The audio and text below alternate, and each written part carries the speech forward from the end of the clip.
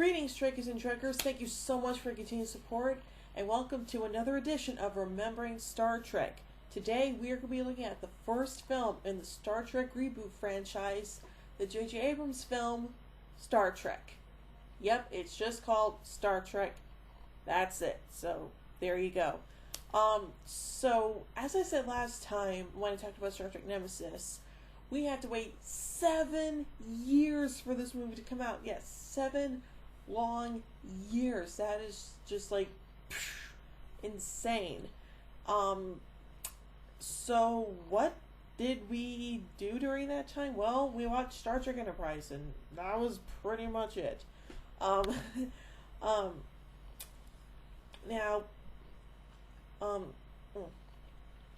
sorry, I got stuck in my teeth.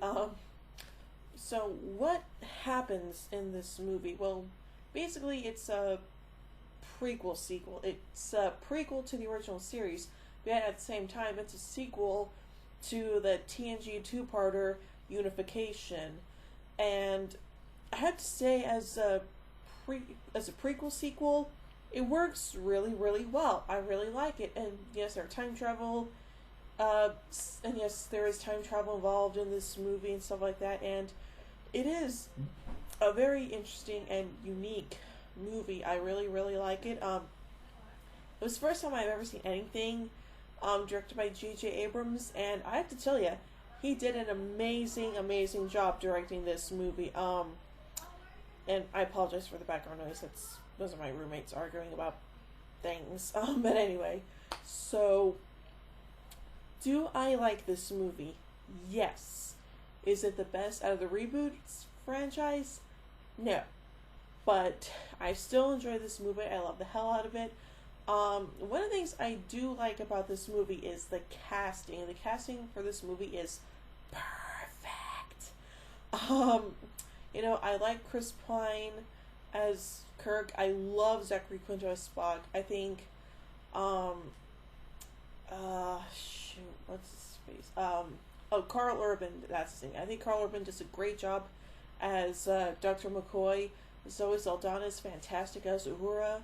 John Cho's great as Sulu. Anton Yelchin, and I'm sorry I mispronounced that, is okay as Chekhov. And I think that Simon Pegg does a really great job playing Scotty in this movie. So, other than that, yeah, I really have no complaints at all about this movie. The one thing that made me really want to see this movie right from the get-go was when I found out that the late great Leonard Nimoy was gonna be back as Spock Prime. And when I found that out, when I heard it was announced that Leonard Nimoy was gonna be in this movie, I was like, okay, that's it. I'm gonna go see this movie. Bring it on. And in the end, I was very, very, very happy that I saw this movie, because it definitely reminded me of Star Trek.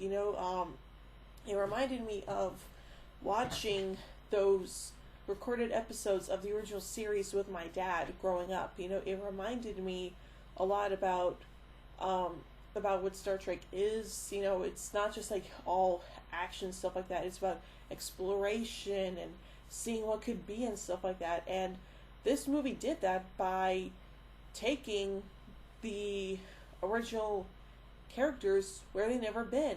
This whole film takes place in an alternate timeline, and that is great. That is perfect. I love movies and episodes of television shows that explore